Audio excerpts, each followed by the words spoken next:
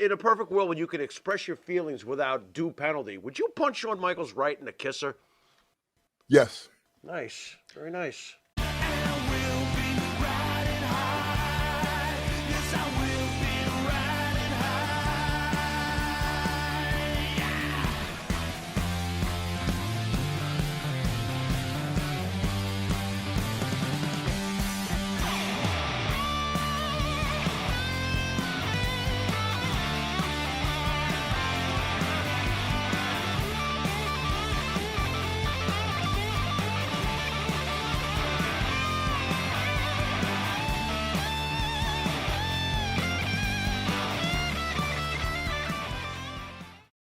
All right, welcome back to the world's #1 pro wrestling broadcast, Monty DeFaro. And here's our special guest, Mr. Ahmed Jonson. How are you, sir?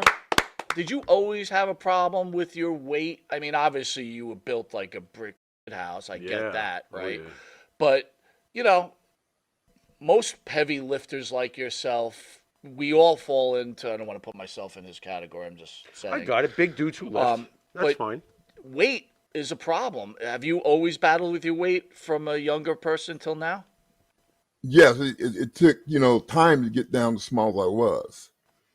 So it was, I stopped. I stopped working out for a little while, and it just like ballooned, man, because I wasn't touching any weights.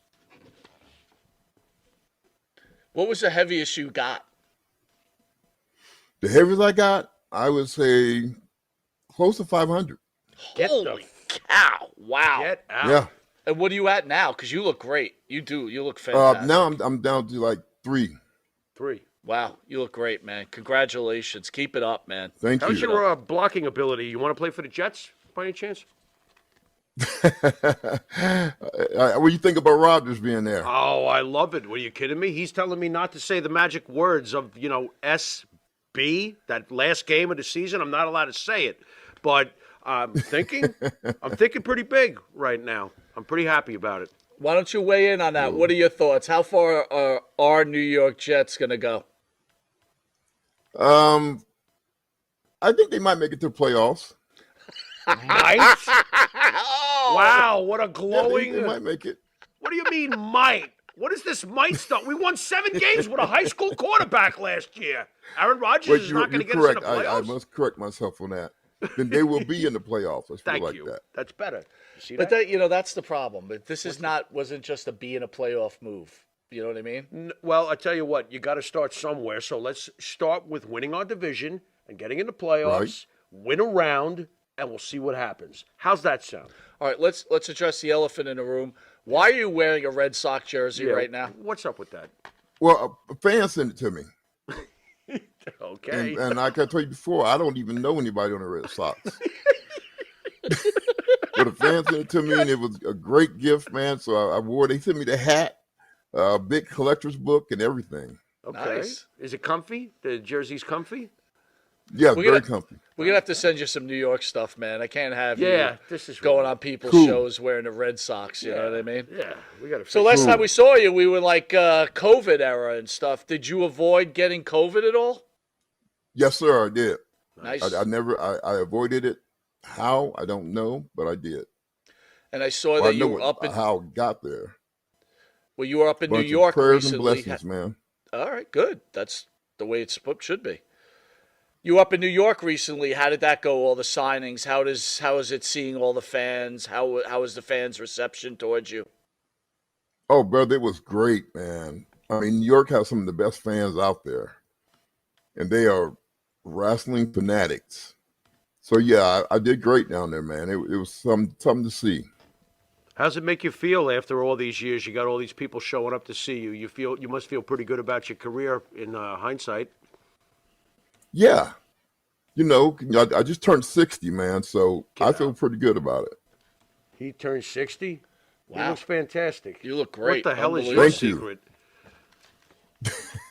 What is your secret? I look like a corpse with long hair. Oh my God! You know what? There's some stuff called snail slime stuff that you can use, what is it and called? it's been working great on me. But What- it's slime from a snail. Slime from a snail? So what do you do? What do you do with it? You don't put it on your wiener, do you? I mean, what do you do No, with this stuff? Jesus Christ! it comes in like a little bottle, man. You just scoop some out and put it on your forehead. On your forehead? Really? Not that forehead, the other, one on the top. Well, two heads are better than one. Maybe I'll put them on both. There you Hey, go. that's what they say. Ahmad, let's talk a little bit about, I'm not sure I'm comfortable with the way this is phrased here, but, a lot of people say you didn't reach your full potential. I'm paraphrasing what I'm Right. reading from here. Your impact on the wrestling industry, though, however, as a trailblazing African American wrestler, I don't think that should be overlooked. You had a powerful presence and definitely a unique character. You left a lasting impression on the fans, as you just pointed out from your New York trip, and you paved the way Yes. for future diverse representation in pro wrestling.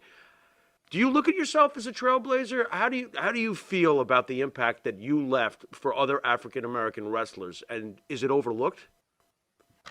Yes, I think it is. And the fact that I opened the door for it in the WWF, I was the first one to open the door for it. I mean, I think it is being overlooked. One reason because Vince is still mad at me for when I left.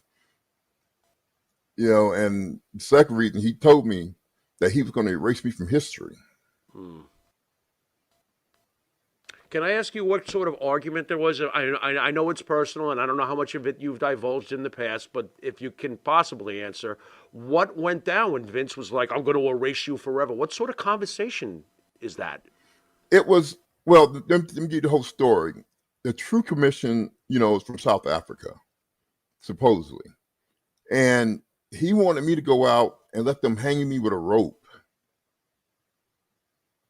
on national television.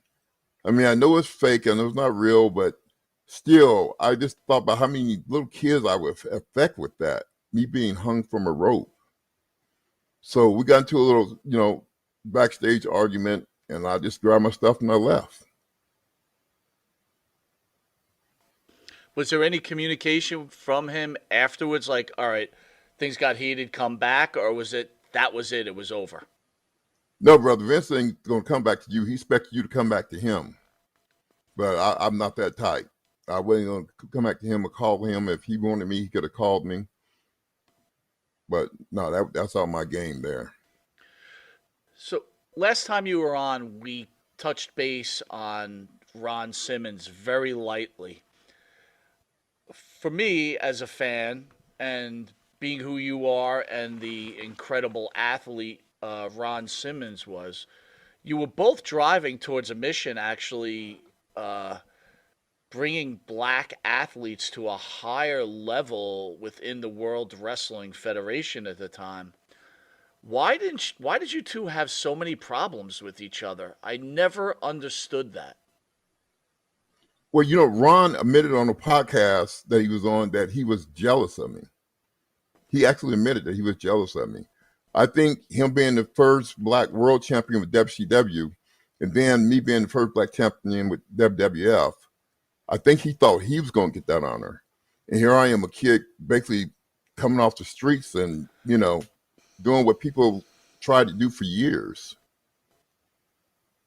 Were you disappointed in Ron Simmons' attitude towards this? Because after all, I would think that, especially in those days, one for all for one would have been the much better way to go about this rather than have a pissing contest with you. No, I think the whole nation was jealous, and they wasn't the only ones. I mean, I remember when I had Yokozuna, which I slammed him, I went backstage when Vince gave me the match, and I told Yoko, this is like my second match there. And I told Yoko that I've got to pick him up and slam him.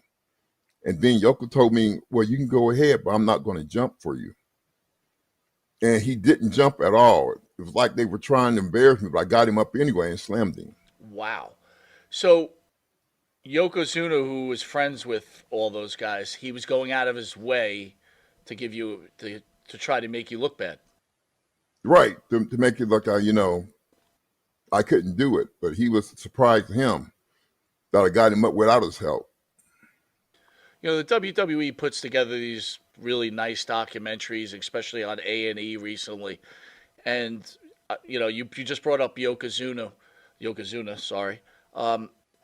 how was he towards you besides that one situation you just explained? Oh, after that, we had a conversation back in the locker room about it. I was pretty pissed. And after that point, man, we were cool from that point on.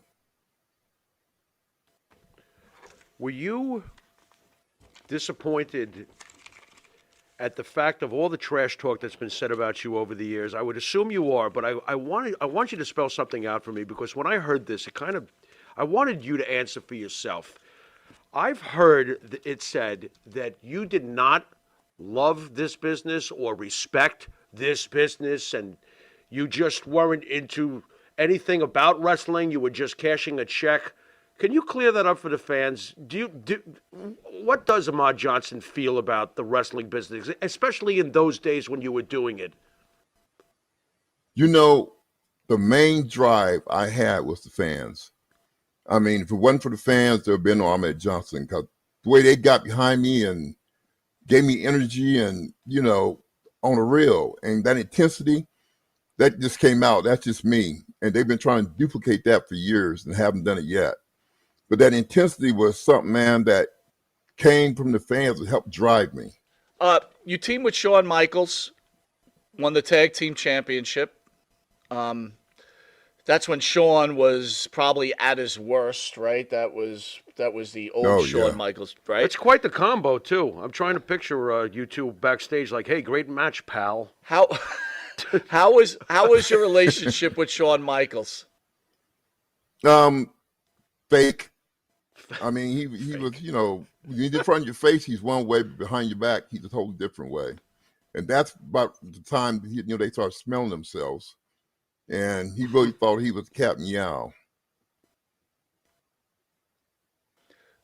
So Dark Side of the Ring just had its first episode with Chris Candido and Sonny. And the reason I'm bringing it up is we're just discussing Shawn Michaels. You were around at that time. Yes. What was it like? Was it uncomfortable with all the scenarios that all the fans heard about Sonny, with all the wrestlers? And how did you feel about Chris Candido? And did that upset you when you saw Sonny having sex with Shawn behind Candido's back and whatever else? Right. It didn't upset me because I didn't know Chris that well. But it made me, I feel sad for him, man, because he knew what was going on. Don't let anybody tell you he didn't. He knew what was going on, but he didn't want to mess his position up with the company. Although they didn't use him right, I don't think. They used him as jobbers, and Christian Candido had ability, big-time ability. But it just made me sad, man, to see a man that low, you know what I'm saying? What did that make you feel towards Shawn Michaels or maybe some of the other wrestlers, right? Because we've asked this question to other guys that have been in the studio, and they've had all different thoughts. I'll use Scott Hall, for example. Scott Hall said, "I don't get involved in anyone's problems," and it was basically Candido's issue, and he could care less, and if Shawn wanted to get his, he could get his. What are your thoughts on that type of comment? Well, I agree with Scott, but the fact that it's something that you couldn't look away from. It's like a train wreck. You can't look away from it. I mean, he was doing what he did to Chris, and they didn't even try to hide it most times. Like, I remember one time I was walking down in the back, going to the curtain, and Sonny's coming one way, and Shawn slaps her on her butt, with Chris standing right there. So that was just sad, man. Did Sonny ever proposition you with your time in the WWE? No, I think she got the message that time on the interview when she was rubbing oil on my chest. I don't know if you remember that. Yeah, I do. And I told her my mom always, and I told her my mom always told me to take trash out, never bring it in. She didn't like me after that. She didn't like it, huh? Unbelievable. No, she didn't like that at all. Hey, if you had it your way, would in a perfect world when you could express your feelings without due penalty, would you punch Shawn Michaels right in the kisser? Yes. Nice, very nice. And your feelings on Shawn Michaels now changing his life, do you think that's fake? It's hard to believe. I mean, he was such a diva, it's hard to believe that he's changed totally. But if he is, more power to him. If he's not, then he's fooling the world all over again. Thoughts on Sunny as a human being from what you know of her? Obviously, she's in jail, hopefully for life, but Ahmed Jonson's thoughts on Sunny. Well, it goes back to that interview once again. I mean, trash, you take it out, brother. You don't bring it in. And unfortunately, Crick and Dito brought it in. Instead of breaking it off with her, let her do what she want to do. I do believe she was a bad person all the way around, man. She wasn't a good girl all the way around. Did you feel lonely too, like a man on his own island? Again, we're just fans. You lived it. But from what we hear, you see, it just seemed like the boys just either for whatever reason were jealous or they just didn't get along with you. Was that part of the problem too? You didn't feel like you were part of a family? Right. There was a lot of jealousy going on. And I, for one, didn't care.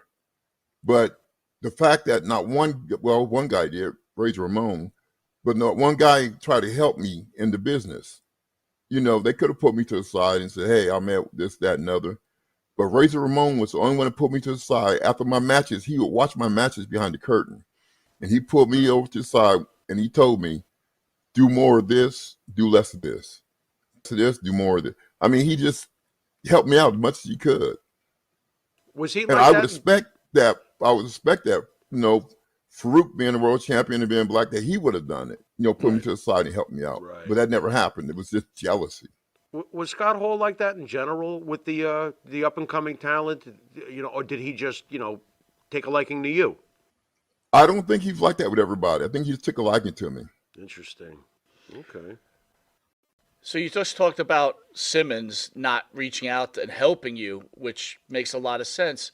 Was he the same way towards like a Mark Henry, who also was green at that time, or even a Dwayne Johnson, or did you see him helping them?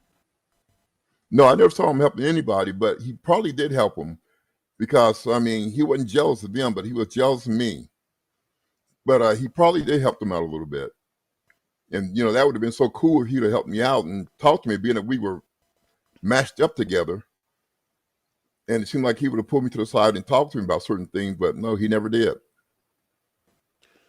It's really interesting. Let's switch gears a little bit. I wanted to get your thoughts on the night that Owen Hart passed away. I know that you were, I don't think you were with the company at that point when he did, but your thoughts on the night that Owen Hart obviously met his untimely demise.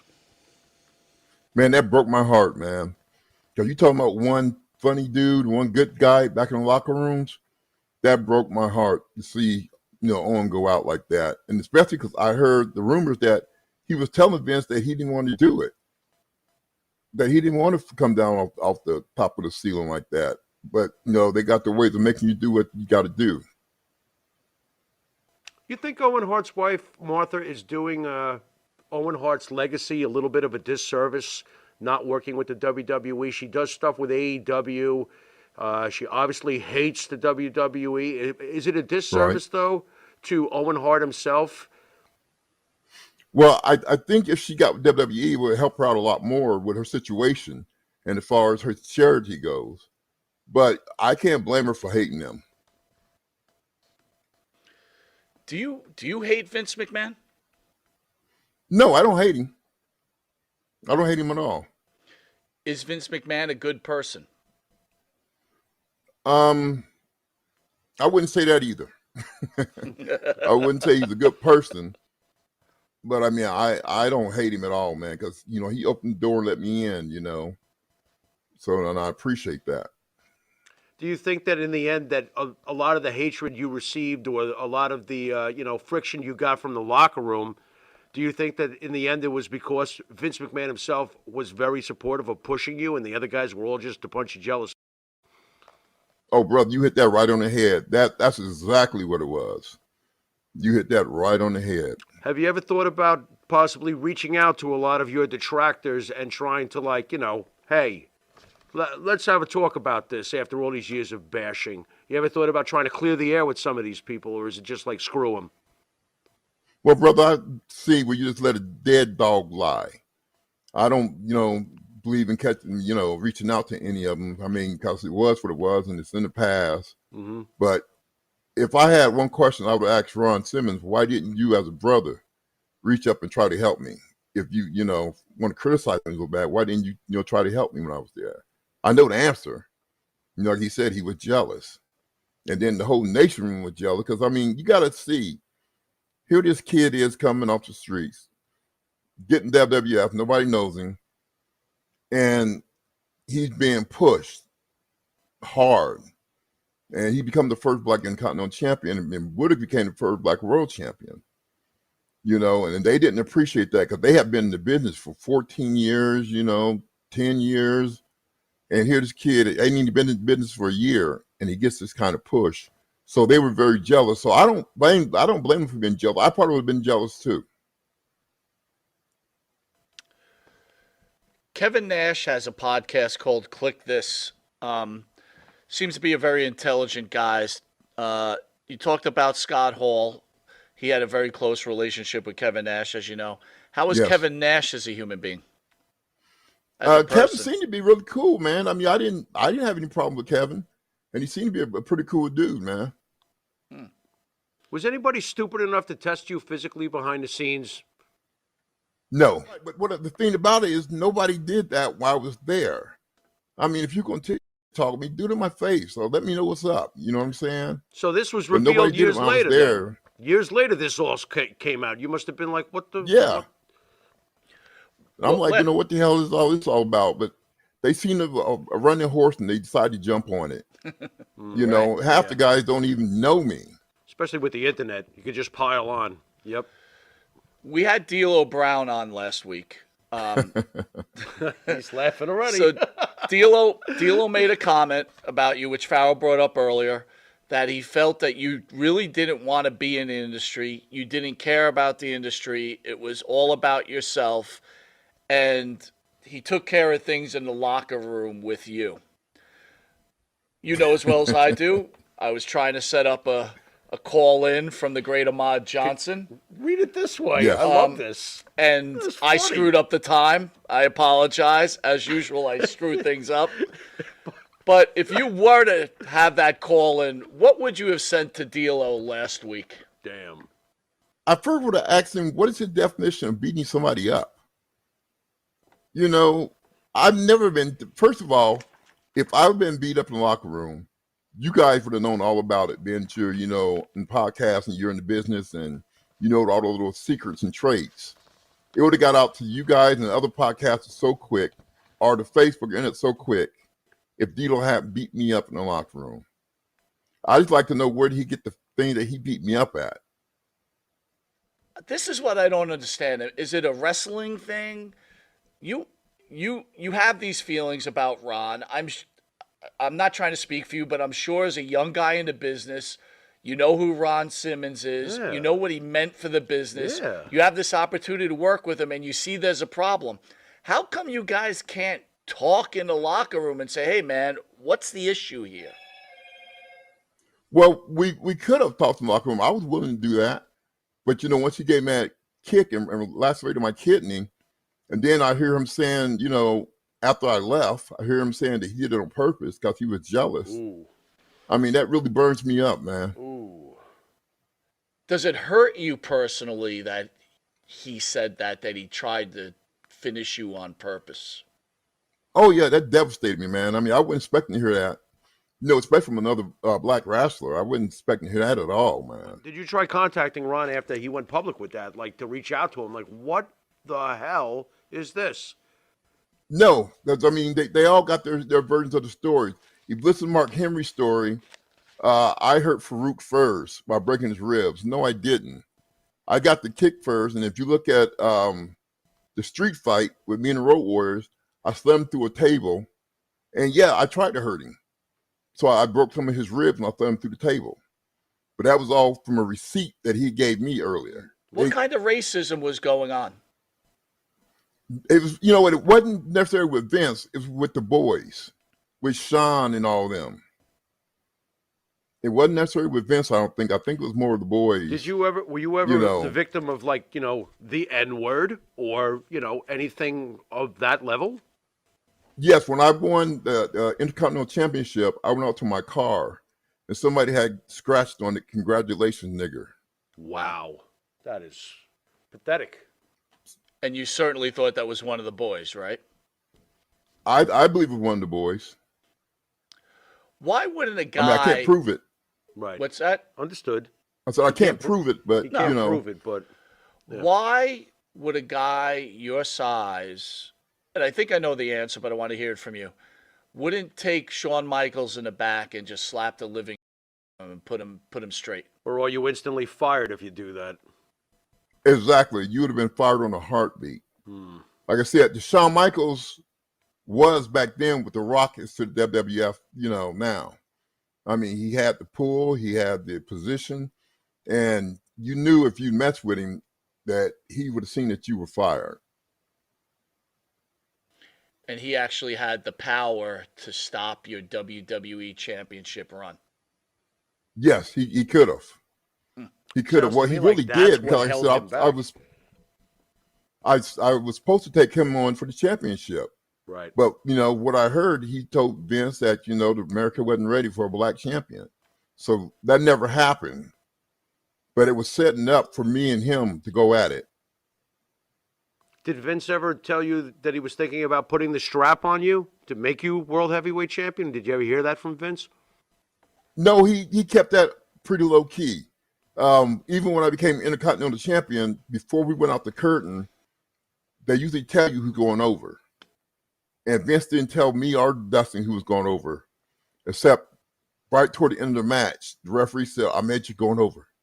And that's how we found out I was going to become the first black Intercontinental Champion. And he did the same thing with the World Belt. He wouldn't have told me until it was that time. What was Goldust's reaction during the match? What? I'm just curious when you're going on the fly like that. I mean, somebody could be like, "Nah, I'm not doing that. What the f-? Yeah, he was Goldust, man. He did the job for me, and I appreciate that so much. Cool. That he took the bump for me and did the job, man.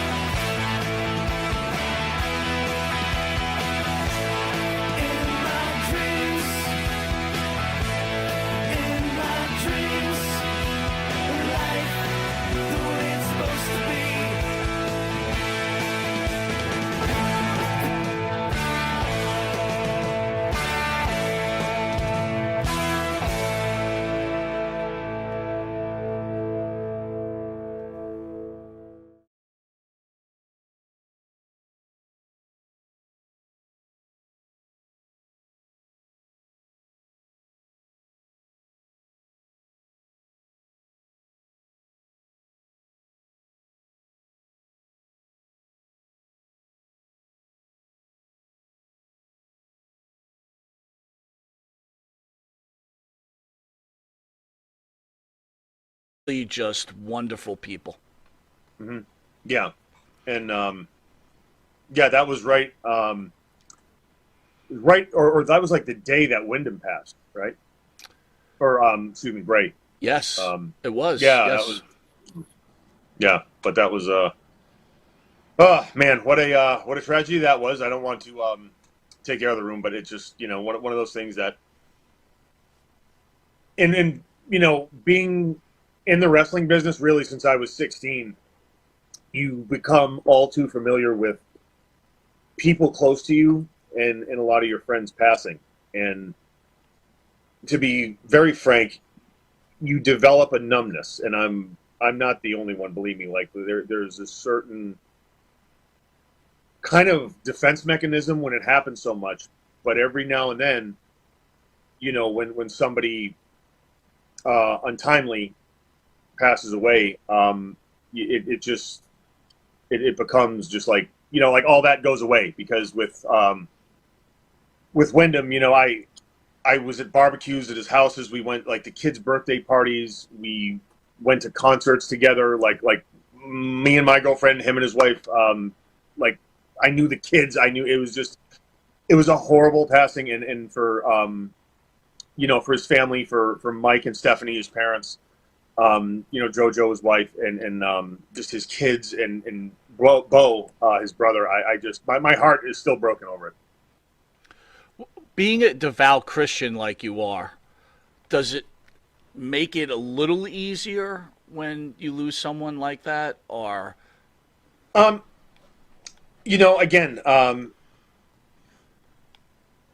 yes, in the sense of if we're here, and I'm very spiritual, like a lot of people. Like I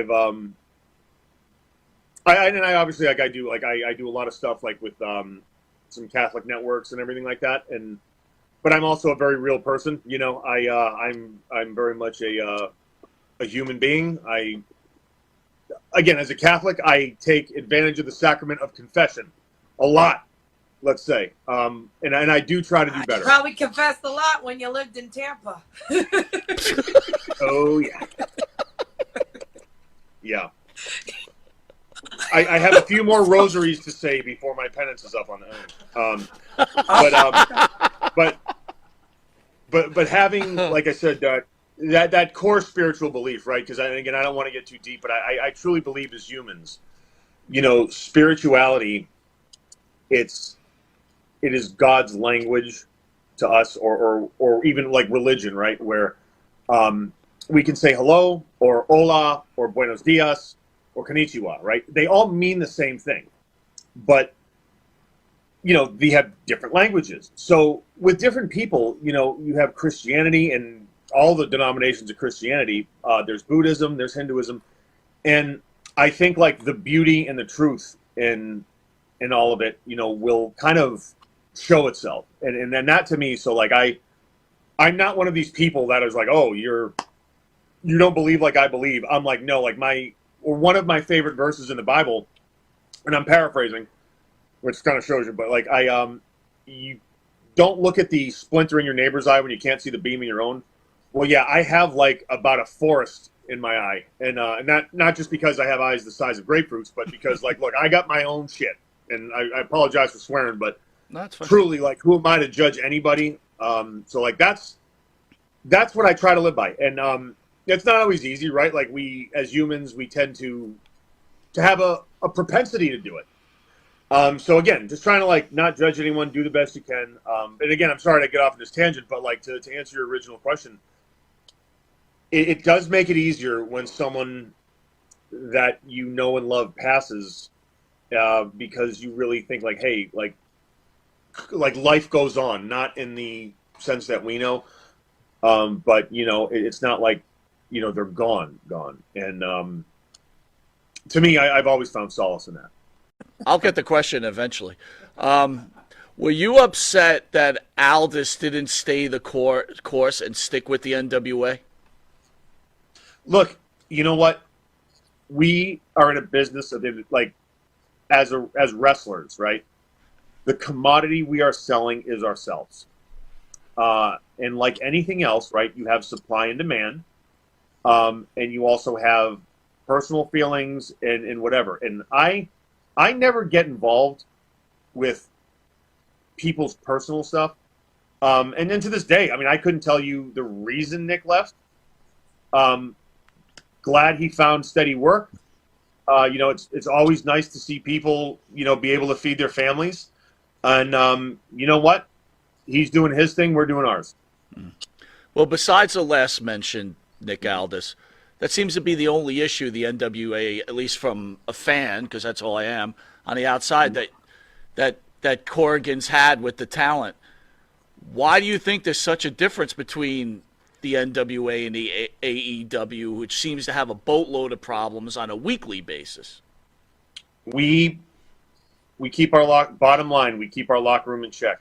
If you ask anybody that comes into our locker room, and look, not for nothing, but if you come into our locker room, if you're 6 feet tall, you're not considered a big guy. And that's not the truth in a lot of locker rooms now. You look at it, and this isn't a knock, but if you look at AEW, even WWE or NXT, right? Like, yes, you have your freaks and monsters, but like, we're like, 6'2", 6'4", 6'5". I mean, we're a little bigger. We've been, and this is like the veterans that have been doing this.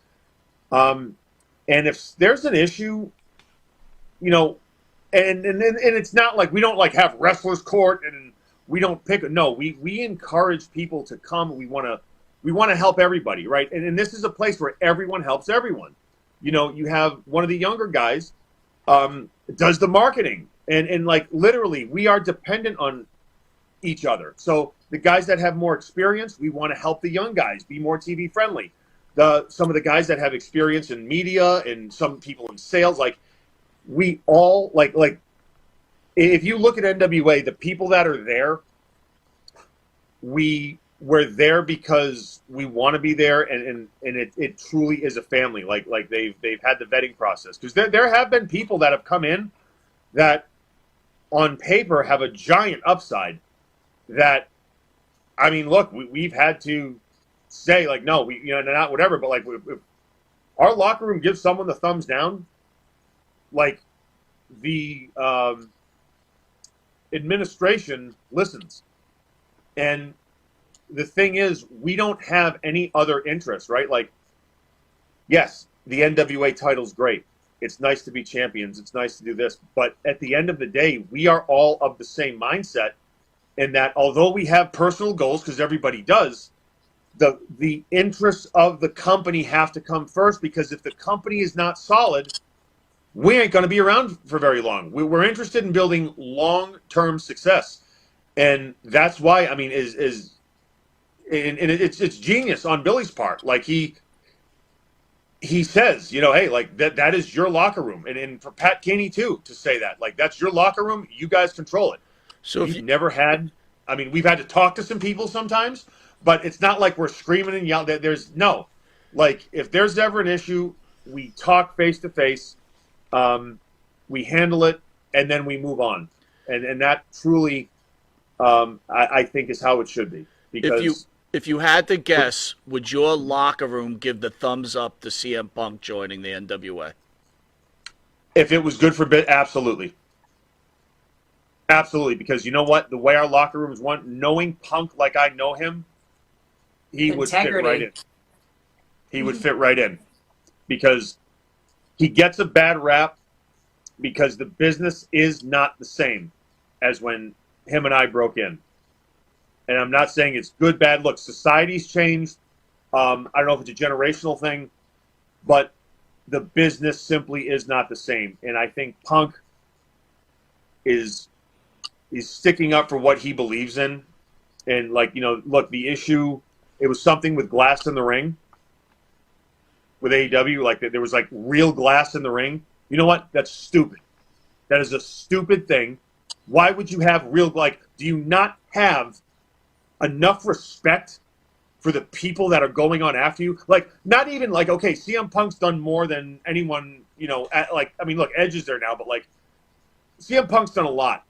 And for someone to, like, oh, no, I'm going to use real glass because I want to look tough. No, that means you're probably not tough in real life, and you're trying to prove it by throwing yourself on a fluorescent tube or whatever the hell it was. I don't know.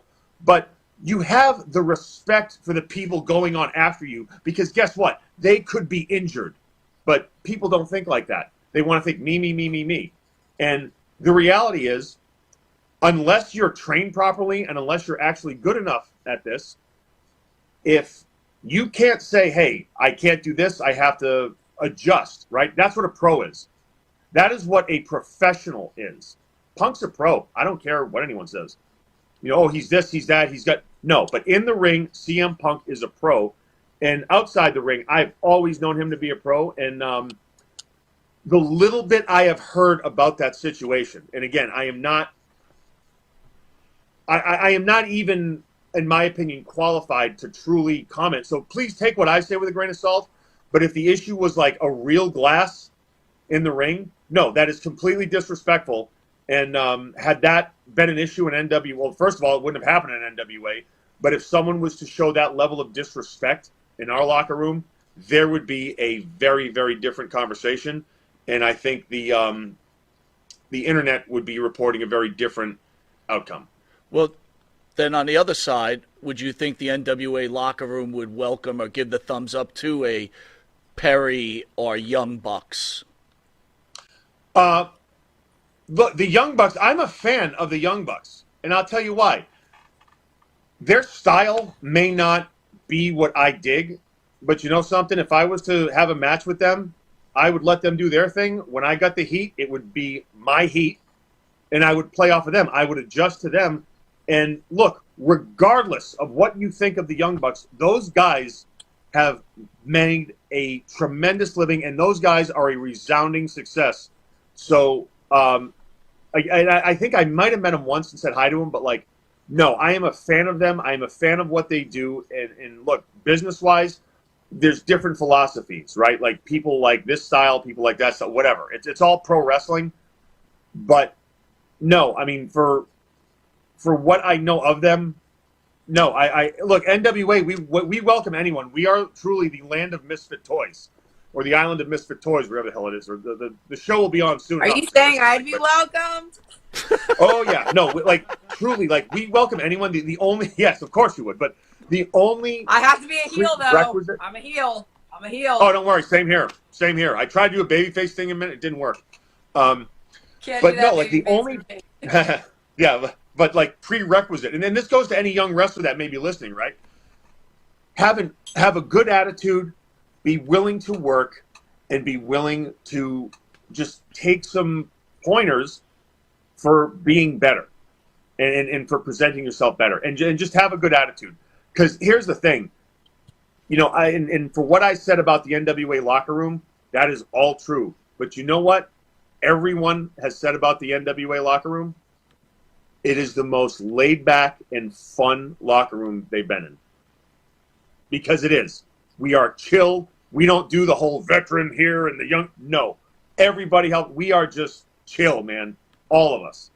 But again, if you have a bad attitude, if you try to put the company at risk, because those of us that are there, like, we work very hard for the company. It's literally about those three letters. And this goes for Billy, too.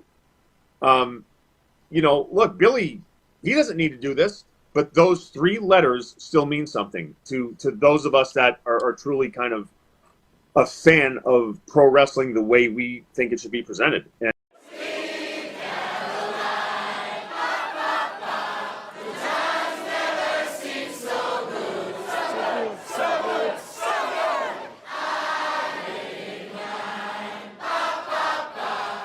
Aaron, You know, we were talking about this Vladimir guy. Oh, go on, Mike. Go yes, ahead. Go ahead. yes, I did meet him, yeah. What? You did meet him? Oh, you Yeah. did? What is he like? Like, so I got to, like, I definitely wrestled in front of him because I remember, I think I was with Cody, and we were teaming, and like we're there, and I'm like, oh shit, that's the dude that was at every pay per Does view he stand out forever. that much?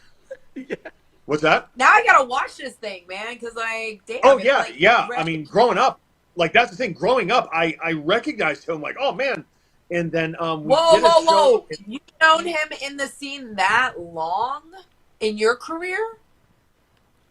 Oh yeah, well, when I was a kid and I would watch the pay per views, I would see him all the time, and I like we were in the ring somewhere. And I went like, "Hey, dude, that's that guy." And Cody knew his name. Oh yeah, it's Vlad. So that was just, yeah. I was like, "Whoa, that was kind of cool." And I had seen him, but like he was always, you know, in his seat, and I was in my underpants, fake fighting. And like I got to meet him though at it was in New Jersey last December for Nova or Mike Bucci or Simon Dean's retirement match. He was there, and I got to actually like chat with him and stuff. It was really cool. Really, really cool. I don't know Mike, if you had the took chance. That question. I don't know if you had the chance, but if you saw the documentary that the WWE just put out on him. No, I have not. It's pretty amazing how one human being could love something like that much. I feel like you downplayed it though. Like that's really like this guy's been going hard, Mike. Like I thought you were saying like when you're like, oh, has there been something you ever loved? Yeah, I've gone and seen some bands here and there. Like, yo, this man is like on some like real passion shit. like 25, 30 years. Easy. Like, yeah. Oh, yeah. my God. Okay, I'm, now how do you I'm, afford that? I'm 56. I started watching wrestling maybe 15, and I used to go to the Garden every month, and that dude was in the front row every month. And as I Wait, creeped you've down, seen him too, Mike? yeah, when I used to go towards the front row, and then I started getting better tickets, I would see him there. And I actually went to speak to him, and I always thought he wrestled for somebody or he worked for somebody because he was always in that same spot. And it's just amazing how all these wrestlers knew this guy. Yeah. What kind of seats did he have? Now I'm curious. He was front row, right, Aaron? Yeah. Oh, yeah. Always front row and just having a good old time. And it was, again, really cool to meet him because, like, I felt like I owed him a thank you because, like, had he not loved it as much as he did, right? And he's kind of like, I guess, a representative for all the fans. I mean, if you're going to pick a fan, they did a documentary on him. He'd be the one. So it was just like, hey, dude, like, thank you for your support. Thank you for just showing up, man. Because that's, it's incredible. Like, that kind of commitment. Again, they did a documentary about it, right? Like, how much. I want to get him more as a can you guest take? now. I want to pick yes, his you brain. You should. I literally Well, I want to guarantee see you if we he can knows get him more as about a wrestling guest. than me. Yeah. So, Aaron, Yeah. let me ask you this So then. crazy. When the wrestlers call fans marks, like I personally always felt it was almost like an insulting comment, right? Oh, Wait, he's wait, a mark. translate. Oh, What's she's mark a mark. mean? What's a mark? Tell her what a mark Okay. is, Aaron. A fan. Now, okay, so if we, the term mark, do you guys know where the term mark comes from? I do. But you can explain it Okay, to yeah. Danielle. Yep. So back in the carnival That one. days, right? Yeah, that's okay. So back in the carnival days, you'd have the guy step right up, come do this, whatever, right? Like that was to get people to spend their money. And what they would do sometimes, they'd have a little piece of chalk, and as the people were going into the tent or whatever, they just go, "Oh, come on," and they would mark their back with a little piece of chalk, so the other vendors would know, "Oh, this person's got some money and this and that." So they would kind of cater to them to try to get them to spend their money on their booth. So that's why, like, the term mark originates from literally the mark on, like, the back of their coats. And, in wrestling, because wrestling obviously was like, or professional wrestling as we know it today, was born out of the carnival culture. It just kind of translated. But now, I mean, look, like, I use that term in jest, right? Like, I was having this conversation with somebody. It was before the pay-per-view. Oh, yeah, sorry, I'm in my flesh-colored tights.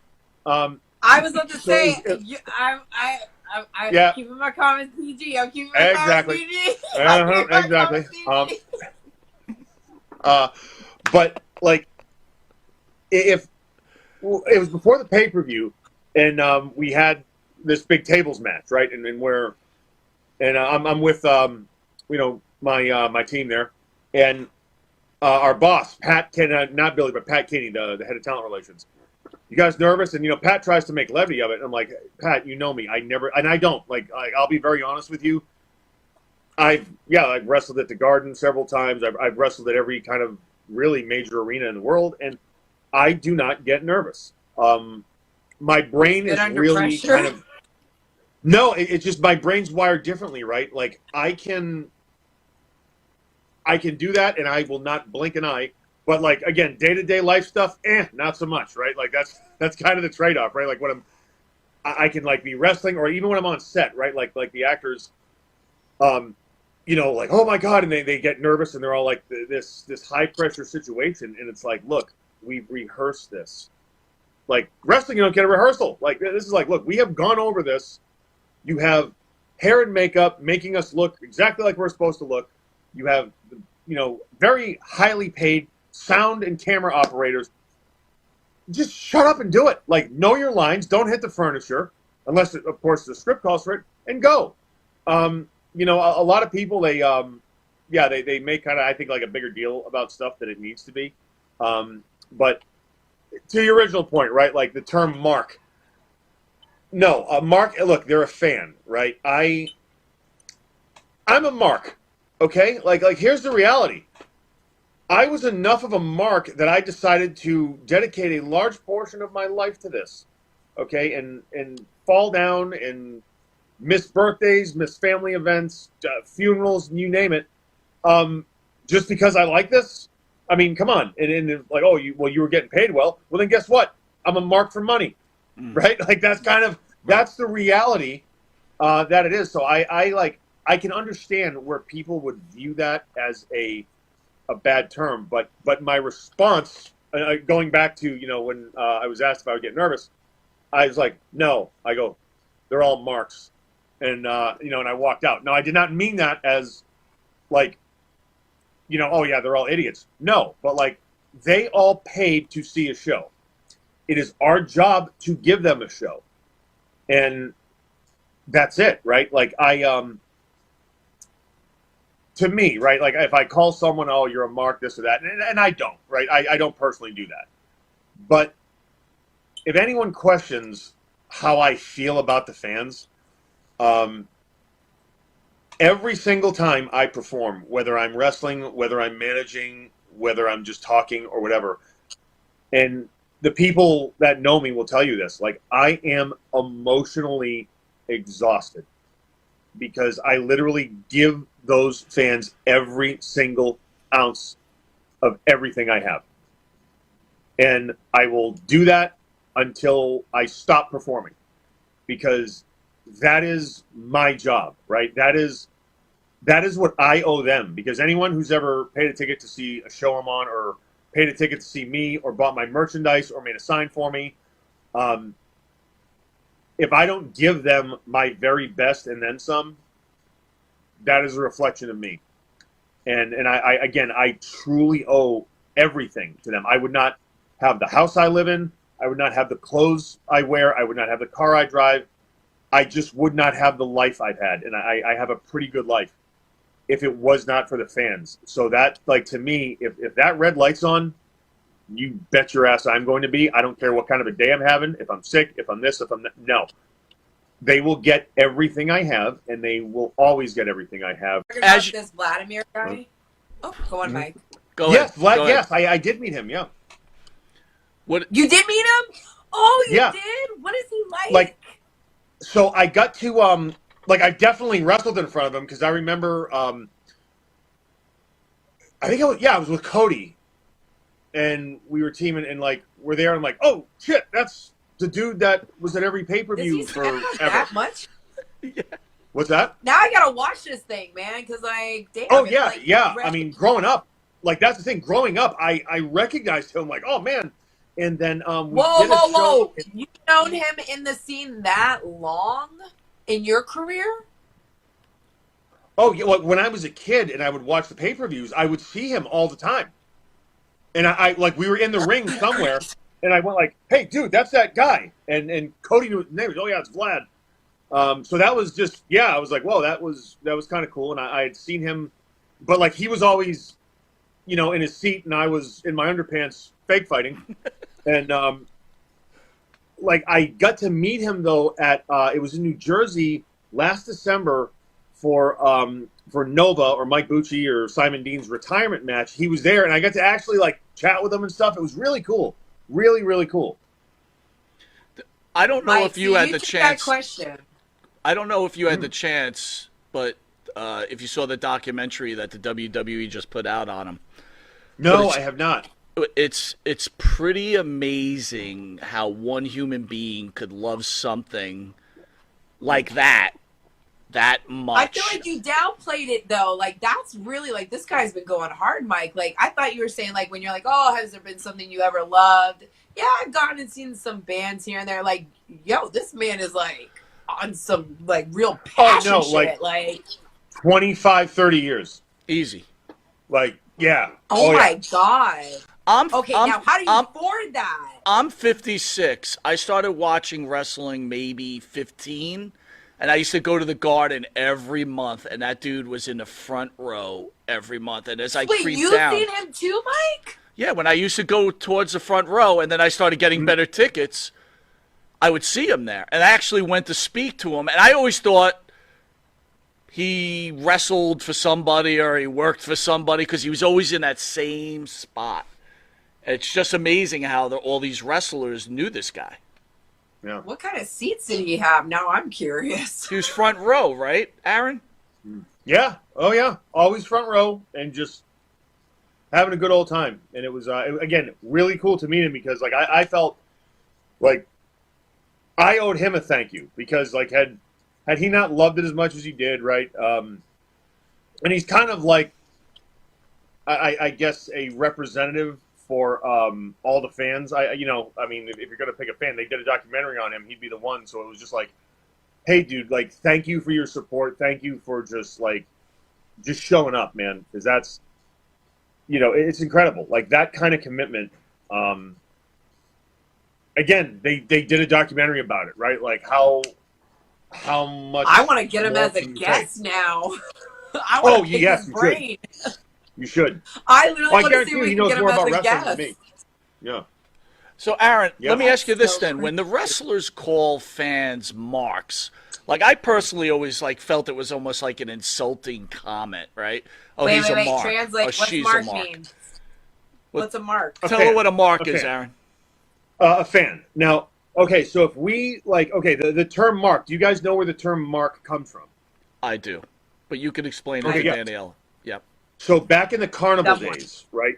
Yeah, that's okay. So like back in the carnival days, you'd have the guy step right up, come do this, whatever, right? Like that was to get people to spend their money. And what they would do sometimes, they'd have a little piece of chalk, and as the people were going into the tent or whatever, they just go, "Oh, come on," and they would mark their back with a little piece of chalk, so the other vendors would know, "Oh, this person's got some money and this and that." So they would kind of cater to them to try to get them to spend their money on their booth. So that's why, like, the term mark originates from literally the mark on, like, the back of their coats.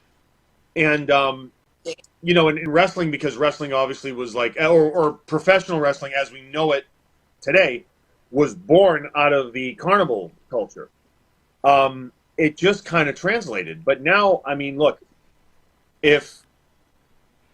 like, I use that term in jest, right? Like, I was having this conversation with somebody. It was before the pay-per-view. Oh, yeah, sorry, I'm in my flesh-colored tights. I was about to So say, I'm Yeah. keeping my comments PG. I'm keeping my Exactly. comments PG. I'm keeping my Exactly. comments PG. But, like, if it was before the pay-per-view, and we had this big tables match, right? And I'm with my team there, and our boss Pat not Billy, but Pat Kinney, the head of talent relations. You guys nervous? And Pat tries to make levity of it. And I'm like, Pat, you know me. I never, and I don't like. I'll be very honest with you.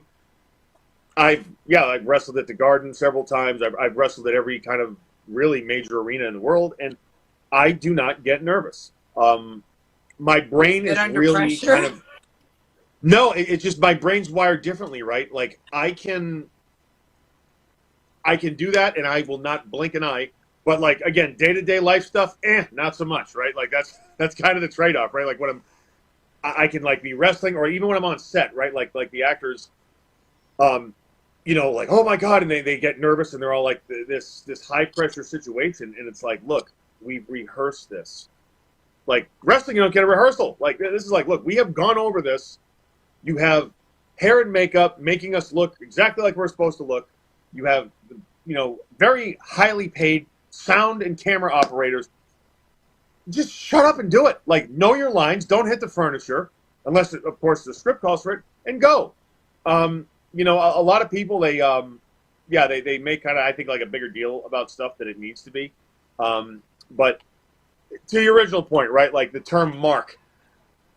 No, mark, look, they're a fan, right? I'm a mark, okay? Like here's the reality. I was enough of a mark that I decided to dedicate a large portion of my life to this, okay? And fall down and miss birthdays, miss family events, funerals, you name it, just because I like this?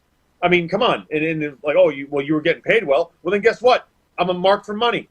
Right? Like that's the reality that it is. So I I can understand where people would view that as a bad term, but my response, going back to, you know, when I was asked if I would get nervous, I was like, no. I go, they're all marks, and you know, and I walked out. Now, I did not mean that as like, you know, oh yeah, they're all idiots. No, but like, they all paid to see a show.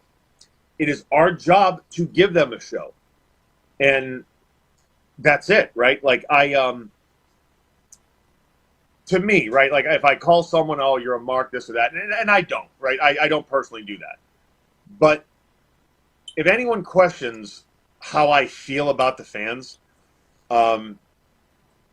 every single time I perform, whether I'm wrestling, whether I'm managing, whether I'm just talking or whatever, and the people that know me will tell you this, like I am emotionally exhausted because I literally give those fans every single ounce of everything I have. And I will do that until I stop performing, because that is my job, right? That is what I owe them, because anyone who's ever paid a ticket to see a show I'm on, or paid a ticket to see me, or bought my merchandise, or made a sign for me, if I don't give them my very best and then some, that is a reflection of me. And I truly owe everything to them. I would not have the house I live in. I would not have the clothes I wear. I would not have the car I drive. I just would not have the life I've had. And I have a pretty good life if it was not for the fans. So that, like, to me, if that red light's on, you bet your ass I'm going to be. I don't care what kind of a day I'm having, if I'm sick, if I'm this, if I'm that. No. They will get everything I have, and they will always get everything I have. Fun. Yeah, Well, that's what it's all about. loving your craft. It's a beautiful thing. I know you worked with this gentleman before, Dutch Mantell. Oh, Dutch, Yosemite Sam. Here's my question. Here's my question to you. Dutch Mantell knows. I mean, Dutch Mantell knows everything about wrestling, but he also knows everything about like building rocket ships, curing cancer, complicated like calculus. You ask Dutch Mantell something, he'll give you an answer. Yeah. Why is Dutch Mantell so respected in the pro wrestling industry when he didn't draw a dime in his entire career? Explain that to me. Tornations. Ooh. Well, first of all, no matter what I think of Dutch, he thought of Jack the Heart losing gimmick. I got to give him props where props are due. Okay. Do I agree with everything he says? No. I do like him. I don't agree on certain things, business-wise, now that I'm older, excuse me, and I can speak up. But as far as I know, I've never been around. Like, he was in different promotions, you know, Memphis and TNA and stuff, and he was in charge of storylines and stuff, so some of them were pretty good, and you got to give props where it's, you know, I got to give props to that, and I've heard more good than bad than like, oh, that was Dutch's stupid idea or something. I've never heard anything like that, but yeah, that's it as far as that goes. Well, yeah. why do you think he doesn't shave that mustache? Yeah. I think he thinks it's cool. I think he don't own a razor, and I think he's lazy. Yeah. All right. So Barry, obviously own we're a huge razor. fans.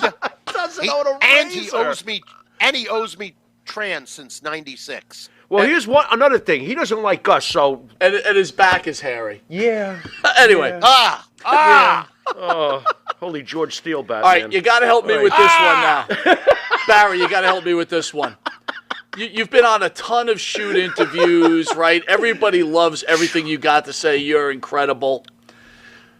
There's one podcast out there, and you got to explain this to me. You're not going to. I want to understand the logistics behind it. It's the dear. kid from England, right? That kid James from England. James, I love James. That's good. But I have a few questions. I really do. What time in the morning do you have to shoot with him, like for that interview? Okay. I've only did, when I got interviewed by him, it was in a studio cool studio in West Virginia, Appalachian Wrestling Association. I'm not sure, Okay. but Okay. Okay. I was interviewed first for an hour or two, probably about 8 o'clock to 10, by Shane Douglas. Okay. And I like Shane. I like the way he conducts his business. I like Yeah. the way he talks, Yeah. how he articulates We love different Shane. things. He's been around. James and I probably talked for 2 hours, and I'm going to say, seriously, from 10 o'clock at night, Eastern Time, PM, till midnight. Out of that 2 hours, he probably got 10 shows out of me. Because he Wait a edited minute. them Wait a minute, and Barry. spliced. Barry, I'm sorry. His mom let him Yeah. stay up till midnight? Wait a minute. No, Barry. No, Barry. Here's a real question. Seriously. Yeah, I'm mean. I'm sorry. You can see us on video. Were you able to see James on that video also? Yes, I was. There was a prompter in front of me, and I saw him. It was about this big, smaller than my laptop, and I saw him, and he's a pro. I like the way his questions. enough. He said that. Fair enough. I believe him. He said that I was requested for about 2 years. He couldn't get in touch with me, and then probably out of sight, out of mind. And he had hundreds of questions, and he was honest. He says we only scraped the surface with some of the questions, and I was requested as an interview because he's had tremendous interviews. And he tells me, and I thought he was joking. He goes, after this plays, you're going to get, and I forgot, you guys know better than me, an ungodly amount of likes or hints or hits, whatever you call it. Yeah. He says, I promise you there'll be that much within days. And I will admit, I've did a lot of different shows and a lot of different things, and things have been mentioned, even Impact and whatnot. But the most have been mentioned at my table is, hey, I saw you on Wrestling Shoot Interviews, WSI. Right. I said, oh, wow, thanks. I mean, almost every show somebody comes up, hey, I saw you there. Hey, I saw you on YouTube. But I So, got to ask you. I got to ask you what you saw. Was there any point while he was interviewing did his mom come in with meatloaf and try to give him some like meatloaf for dinner? Yeah, was she Or dusting was she the like room? dusting Like the while action you were doing figures? the interview? Number one, that didn't happen. Number two, you stole that from the Wedding Crashers. Did you? What do you mean, Mom meatloaf? What the? Hey, Mom! Barry. Meatloaf! No, it's James Meatloaf. Oh, my God. Come on. Barry. No, James that's his house. He's married. He left his Oh, job. wow. He's been doing Okay. that a couple of years, and Yeah. I think he does. There's a lot of. I like whatchamacallits. If you don't mind me mentioning No, people. not at all. No. I mean, I don't watch a bunch, but I like the way Kevin Nash conducts his Oh, yeah. with Sean. Sean Oliver. Sean Oliver. Oh, yeah. Yep. I like the way it's conducted. Yep. But here's the biggest thing. I listened to stories that I was near or in the same town Mm-hmm. or in the same locker room. And they're pretty spot on. And there was one. Bad reputations. The last time you were in, we discussed a lot of the Ultimate Warrior's deficiencies as a person and as a worker. Are you still feel exactly the same way about him? Is it softened maybe over the years? He's passed No. on, or is it's all the same still? No, I don't like to talk about people that passed on. Some people did it to themselves. Sometimes it was an accident. So it could have been Right. a car wreck. It could have been this or that. But I think some half is self-inflicted or just they needed help or overdid it. I mean, no, I don't. I'm not going to. He's got a family and stuff, and if they see this and stuff, I just don't care for him. They don't know how he treated me or other Right. people. Right. And you know what I like is when he was on top and the other guys he was main event and they were semi. So probably back in the day, they're not saying nothing. Maybe in the car at a hotel room or where other people can't hear. Ask them today on a podcast. The ones that'll tell it like it is. I think Brett would tell it like it is. I think a lot of people would tell it like it is, and most of them, as far as I know, are burying him Yeah. verbally. Well, Yeah. speaking of someone else, you worked with Chris Candido, and we discussed Yep. Sonny earlier. What was Sonny like back while you were working back then? Were you embarrassed for Candido? What was that No. situation like? A tad, just a tad. I just saw a young girl that was new in the wrestling business and a little immature. So when she said stupid things, because I was probably 5 years older, 6 years older, I didn't put it over. It was irrelevant to me. What I cared about it is my relationship with Skip, ultimate dance partner. Never, he was a mirror of me. Never a problem. Worked his ass off. Good technical wrestler. Oh, yeah. Trained his ass off in the gym. Funny. I've had fun with him. I've never had an ill word of anything with him. That SummerSlam match in Pittsburgh at the Igloo, aka the Pittsburgh Civic Arena, aka where they filmed Sudden Impact with Van Dam. Yeah. After that match, I did not take my trunks off or my boots for 1 hour. I was on a natural high from that match. Yeah, I that's couldn't awesome. I couldn't stop talking about it to Skip. He couldn't stop talking about it to me. I didn't take off my stuff for an hour. That's I was awesome. I was ready to go back there again and pull another 20 minutes with him. Nice. You got Wisteria Hall on stage. We were talking about, did you ever think that Barry Windham would be serenaded by a bunch of 50-year-olds?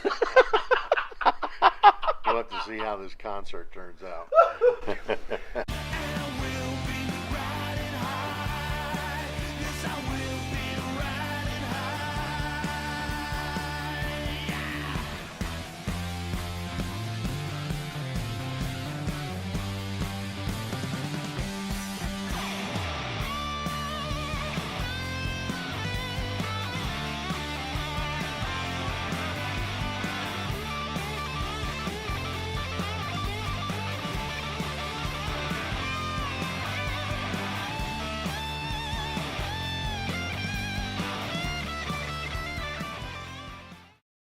All right, welcome back to Long Island's #1 pro wrestler broadcast. Monty Nefaro, filmed only here at Indie Music Studios out of Ronkonkoma, New York. And on the couch, the great Barry Windham. Barry, how are you, buddy? Doing great, doing great. You look great, man. I saw you on a virtual signing yesterday. I was like, damn, he looks like he's in great shape. Well, you know, I had the heart attack back in November. I was out for 30 minutes at the airport, no heartbeat, nothing. And there was a doctor there, which I've got to find out who that is, and a guy that did the CPR on me for 30 minutes. And I was out, no heartbeat, no nothing. Your reputation in this business, I'm not sure how you feel about it, but I want to ask you about it. But, you know, from the Ric Flairs to the Arn Andersons to Mike, myself, all the fans, you really have a very, very impeccable reputation and are really loved and remembered as one of the greatest, clearly top 10 to many, many folks. What do you attribute that to, that you've been so fondly remembered? Was it just doing the right thing over the course of your career? Or, you know, how does it make you feel knowing just how respected Barry Windham really is? Well, you know, just in the ring, I guess one of the main things that sticks out in my mind that Eddie Graham said to me, he said, you have to work a shoot. You know, like you have to go into a match like it's a real fight, and then you work a real fight. And I took that and I applied it, and you know, and then I thought about selling and all that, and it just, you know, and I had really good teachers down there in Florida too. They had so many guys come through there: Morocco, LeDuc, the Ortons. I mean, all those guys. I worked with every one of them. I worked, you know, 30 minutes and 45 minutes. We went Broadway with all of them. You know, Dusty was doing that for me just so I could learn. And it, I just think that's it. You know, just the stuff in the ring. I mean, I'm assuming you learned from your father also, right? And both of you huge guys, what real wrestlers are. But your father had the mic skills of a very boisterous guy, but you took it a different route. You took it more like a quiet, soft-spoken guy. How come you took that approach, or that was natural to you? You know, and I think that just goes back, you know, to learning from Eddie and Dusty. Just try to be natural, And there are times that you got to show your emotion too. You got to use your face, your body, your hands, everything. And those are just things that I just took in, and it was. I guess what I did is I always tried to, at the end of the day, I would always think back about what I learned that day, whether it was about the business or life, before I went to sleep. And it's just, it's just one of those things you just added up and added up. And I don't know. I mean, I don't know if other people do that. I don't know. It's just the way I did things. Were you able to? Were you ever offered a gimmick that could have derailed your image? Like, you really never were given anything goofy, if you understand what I'm saying. No, not at all. You managed to somehow keep that Barry Windham, the wrestler, intact all those years. Were you ever offered something where you were like, I'm not doing that. That's dumb. Well, I mean, working for Vince in WWE, he wanted, something else. And I fought him tooth and nail. I was wearing all the camo stuff, but I was wearing my boots underneath it, or I had my hair blonde, or, just always. And, I think that's why Vince didn't really go with me, because I was always just kind of defiant. Okay. But I was still there and did my job. But, do you remember any? I'm sorry to press, but I am curious. Do you remember any particular one with Vince where he was like, "Okay, wear this"? Was there any particular one? Well, I would probably think the Stalker, right? Yeah, that was a Stalker. That was okay. a Stalker. Okay. And I don't know, maybe Pritchard, that was his idea. I don't know, but anyway, I felt it was kind of a rib. Right. And just maybe a little payback for, for leaving before, but. Oh, so you think that's payback when Interesting. Why did you leave when you guys were so hot, you and Mike? What made you leave the WWE? Well, I mean, we had been in Florida before that, and we were home every night. And then we're there, and, it was 3 months on the road, never home. Yeah. 96 days, I think, was what we went, 92 or 96, without going home. We might have had a day off on the road, but there was no way to get home. And we were in Baltimore, and Rotundo just flipped out and lost it. We were all down in the red light district, and all the guys were there, and they had their Lincolns, and they ended up playing Ram cars with Lincolns. And I guess Rotundo had rented the car. Anyway, he jumped out of the car and left me there with the car. I went back to the hotel. He was gone. Just left. He had flown home that night. He just flipped out. Just had enough.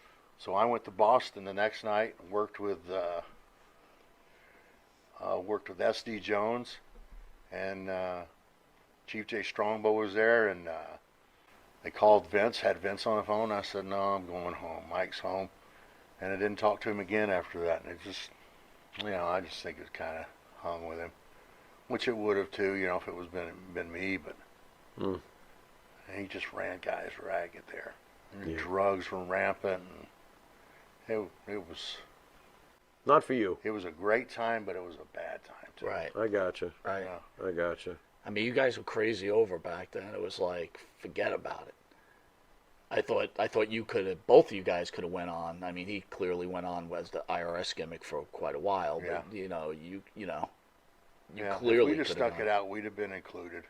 But I mean, what was the money difference between the WWE or Georgia Championship Wrestling of Florida? You hear, we have a lot of guys in here and they talk about the big paydays they got down south. But then I talked to some other people that were in the biz and they're like, it really wasn't what you think. All the big paydays occurred up here. Which would be more accurate? Let's see. This was 95. I think Mike and I made about $225,000 that year, which, to us was a lot then.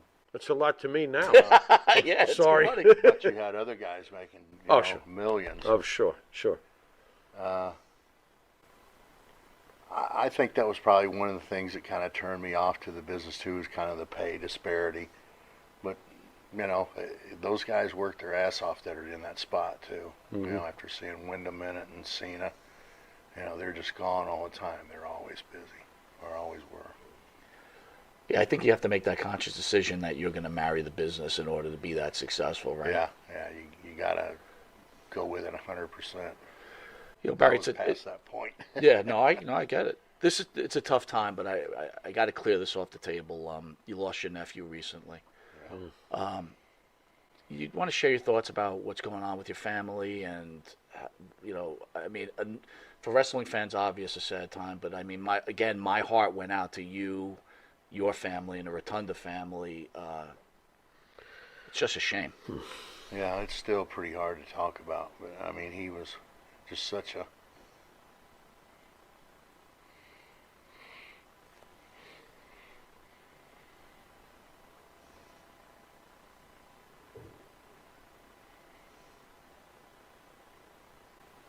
He was such a beautiful person. Yeah. Well, our prayers are with you guys, man. Yeah, he's going to be sorely missed.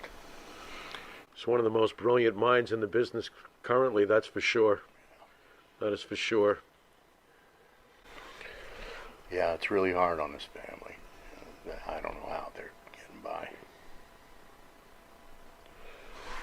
Barry, you worked with some of the great promoters of all time. I am curious, how come you never really did work with the AWA, if I can ask? I only worked just one shot in there for Vern, but I guess with my time in Florida, that with my start in my career, and then with all the guys that had come in there, most of them, were New York guys. Mm-hmm. So I think that was a pretty natural progression, and with my dad being there. Sure. I never really talked to Vern or about working there or anything. It was just the one shot that Rotundo and I did when they ran the Dome. We worked against Stan and Steve. Mm. I never worked Memphis territory either, or the Northwest. Any reasons why, or just wasn't in the cards? I think I was just tied up where I was. Right. Yeah. Interesting. What was your impression of Vern Gagne, even though it was brief? Well, I was little when I was around Vern when I met Vern. I met Vern and Andre the same day, so. Okay. So I had a definite bigger impression with Andre. Yeah. But I remember meeting him. How did you get along with Andre? Were you guys? You were younger, obviously. Yeah. Whenever Andre would come in, he would travel with me in Florida. Mike Graham had a big old Cadillac limousine, and I would drive Andre around in that. I guess because he worked with my dad, he Right. He knew me, so he felt comfortable with me. But yeah, traveled with me all the time. With all these documentaries going on now, and everybody sees behind the curtain and things like that, would it be fair to say the stories on Andre, are they true? Did you see him take business to his own hands when he didn't like someone, or were you not privy to that type of stuff? Oh yeah, if he didn't like you, you knew it. Really? Yeah, he didn't like Savage. Mm. Let's see, somebody else. Baby oil. Sheiky, right? Yeah, he would lay in the chops on those guys. Would you guys be back there like, oh, this is better you than me? Andre, he just didn't like them. He never really hurt them, but he would sit on them and keep them in a spot where they couldn't do what they were doing. He wasn't brutal to them. He was just almost comical to them, just to where they couldn't move or something, just trapping them in a corner. Just sit on them. Well, your dad had some great matches against them. Well, Yeah. Your dad ever tell you any stories? Did they ever get into it at all, or because your dad could hold his own? I'm for sure against Andre. His dad was a skyscraper himself. Exactly. Yeah. Murdoch told me a story about, let's see, it was my dad and Murdoch and Andre at Virginia Beach. They were staying at a hotel on the beach, and he said, I think Murdoch started a fight. Anyway, it ended up with my dad and Andre out in the surf, and Murdoch was refereeing, and Andre was holding my dad underneath the water. But my old man told the story different. He said he was beating up Andre. Oh, That's great. Don't kill him. Don't kill him. And now this from Blackjack Mulligan. Yeah. Oh my God. But they tore up the whole hotel room, and they fought out on the deck and then out to the water. Jesus. Growing up with your dad around though, you're a kid, right? I'm sure sometimes you kind of push back, right? You want to be your own. Like with your father, was it push like back? Well, that's what I'm trying to say. Was your No. father was like, I'm not saying to my father, I'm just do what he says, Yes, or what? sir. No, Or- I always just did what he said. He was heavy-handed. So Smart man. Yeah, Smart man. he was heavy. He was heavy. He was heavy. He You was ain't just kidding. big, heavy-legged, heavy everything. God. You've worked with Vince McMahon, obviously. You've worked with Eric Bischoff a bit. Vince Russo. Can you tell me the difference between these three guys? To you? Your memories? Oh, let's see. Well, Russo, I don't know. Russo didn't like me, and Bradshaw. I think really Bradshaw was the root of Russo not liking me, because Bradshaw was just a bully to everybody. Okay. And So that is true about Yeah. Bradshaw. when Okay. we were in the ring in Japan, he would be beating up the guys. They say, "Please tag in Little Blackjack." Tag in little? Yeah, You want little? You're the little blackjack. Little blackjack? Good Lord. Okay. Baba called us back. He had a meeting with us, the three of us, and he said, "You're too heavy with my boys." And I'm looking at Bradshaw. Jeez, man.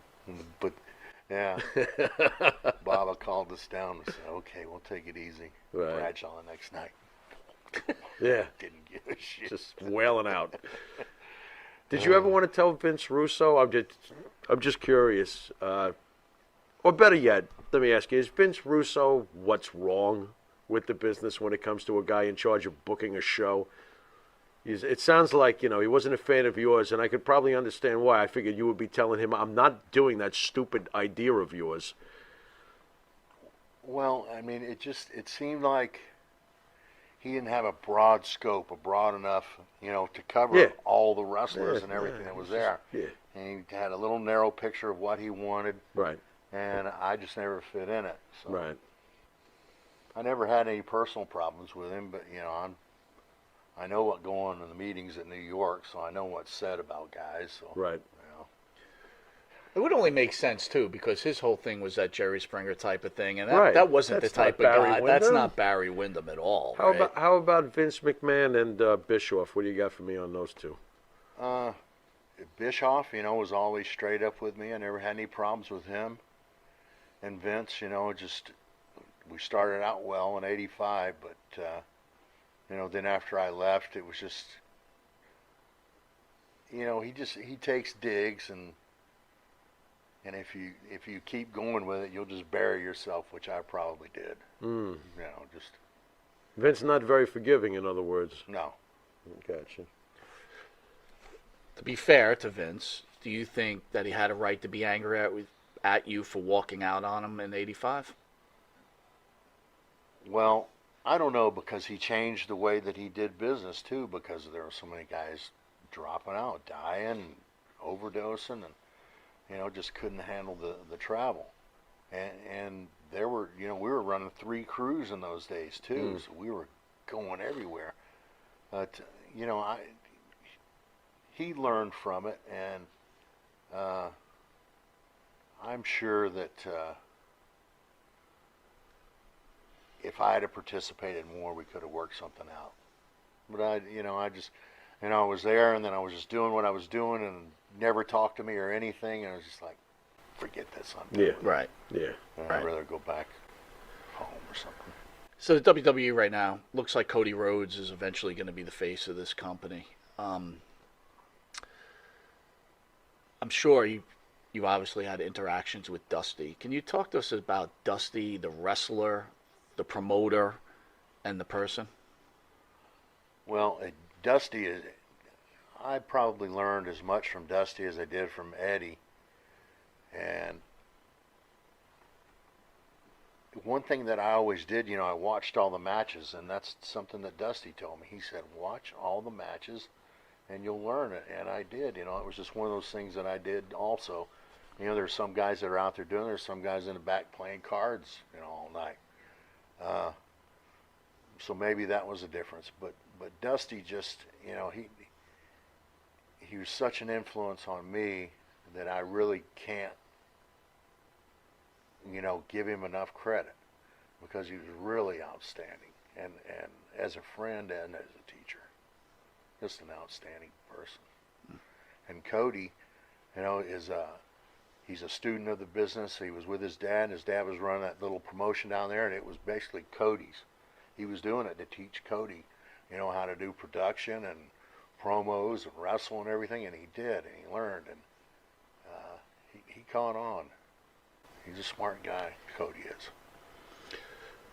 Do you look at today's wrestling different than when you were growing up? I mean, do you consider like this being a joke at this point, or do you consider it being the evolution of what guys like yourself, Dusty Rhodes, Ric Flair, created? Well, when I look at it now, and knowing what I know about the production too, I just don't know if I could do it.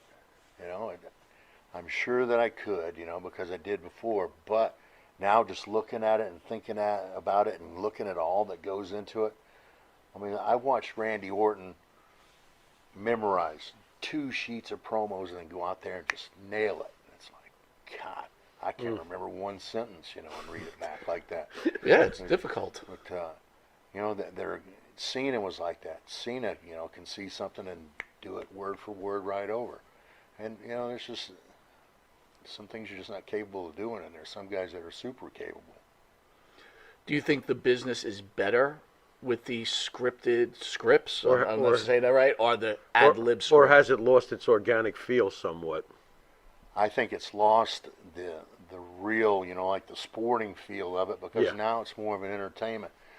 People watch it to see, the drama of it instead of, the actual wrestling. And then there are some that watch it just for the wrestling. But when I was raised and brought up in it, it was wrestling was first. That's what it was called. So that's what I mainly studied. And I just don't think I could do it now. What do you think of all the flipping and the flopping? I mean, Rey Mysterio back in the day was the exception. Now everybody seems to do what Rey Mysterio does. Yeah. How's that make Barry Windham, the traditional wrestler, feel when he sees this? It's what the business has evolved to, and I don't know if it'll go back, to the big guys, giants fighting each other, in bloodbaths and cage matches and stuff. I think with NBC owning it, it'll become even more generic. It'll, family content. It's such a different business. Is Vince McMahon's stepping down and selling the company good or bad for the future of pro wrestling? After all, Vince has contributed to the business. What do you think? It's in good hands with Hunter and Stephanie. Okay. They're dedicated to it, and he wants to continue it, and he's got a good head on his shoulders. He's really a good guy. This year they had the documentary on the Graham family. It was clearly the angle was the suicidal tendencies of the entire family. When you look at the Graham family now, after your long relationship with Mike and your training and tutelage of Eddie, did you see that growing up, or is it something afterwards you're like, man, I just didn't see it, and this is what they were about? After Eddie did it, Mike was one of my best friends. We traveled together all the time, and we went boating and fishing and diving. Mike wasn't the same after his dad shot himself, but when his son did it, Mike was dead set on killing himself. He asked me more than a dozen times if I had my gun in my truck, if I brought a gun with me, if I would loan him a gun, because his wife had taken all the guns out of the house. And I mean, he was a serious alcoholic, and just a few drinks, would make him loopy. And as soon as he would get drunk, he would start talking, fuck, why am I here? I'm going to kill myself. And I guess he just did it that night in October in Daytona. I got really good memories of Mike. He was, like I said, he was one of my best friends. But just after his son had killed himself, and his son, I guess, Mike had tried to get his son into the business and as a referee or whatever, and he never could, just click, and never could find his spot to stick in. And he had a bad relationship with a girl, and he just shot himself. So I think that, I don't know if it was, and now that you mention it, I think that there's history that Eddie's father killed himself too. So I mean, those things you just don't know. They can be there, they can be in someone's mind and their psyche. I don't know, but it just. When he's asking you to borrow a gun, and you said a whole bunch of times, at any point did you get like angry at him, like, Mike, snap the F out of it? Oh yeah, I mean, I talked to Mike. So you tried as hard as you could to get through to him. What are you doing? I would hug him. It was just brutal. It was just a tough time on him. But I'm. Must have felt helpless. Yeah. Ugh. Yeah. After the occurrence, do you feel like suicide is selfish in a way? Leaving friends? Absolutely. I was pissed off at him for 5 years after he did that. Must have been. Must have been. Why? Why Yeah. did you do that? Yeah. And there's no answer. That's the worst part. You don't get an answer. You got Wisteria Hall on stage. We were talking about, did you ever think that Barry Windham would be serenaded by a bunch of 50-year-olds? We'll have to see how this concert turns out. So how did Rap is Crap come about? Like, where did that happen? Jimmy Hart and Kurt and I were sitting on the bus, and we were just shooting the breeze. And Kurt always wanted to be a cowboy. Yeah. So Jimmy said to him, "Well, you could be the lead singer. We could be a group." And I came up with the name, the West Texas Rednecks, and that clicked. So I mean, it was just a collaboration on the front seat of a bus just one afternoon. So when this thing starts to explode, though, and they decide to put you in front of 30,000 people, were you like, I can't do this? Or could you drum? I don't know. Were you a drummer? I couldn't drum. They with put Lee. towels on his drums. Yeah, I had the towels on the drums. Unbelievable. Well, this is our homage to the great Barry Windham. Everybody, Wisteria Hall, Rap is Crap. Hit it.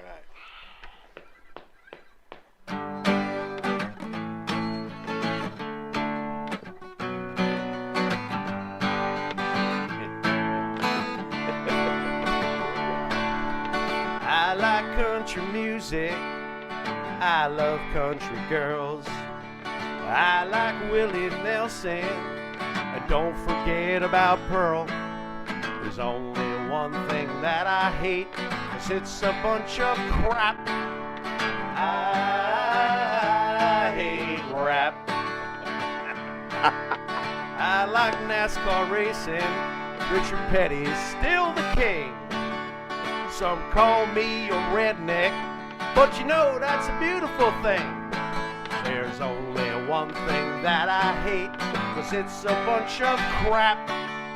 I hate rap. Yeah!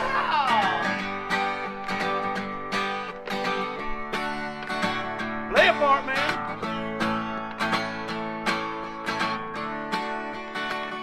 Woo. There's only one thing that I hate, 'cause it's a bunch of crap. I hate rap. One more time. There's only one thing that I hate, 'cause it's a bunch of crap. I hate rap. What is it? Rap is crap. One more time. Rap is crap. Thank you. Fantastic. Unbelievable. Did you ever think you'd come on these interview shows and people would be playing music to you? No.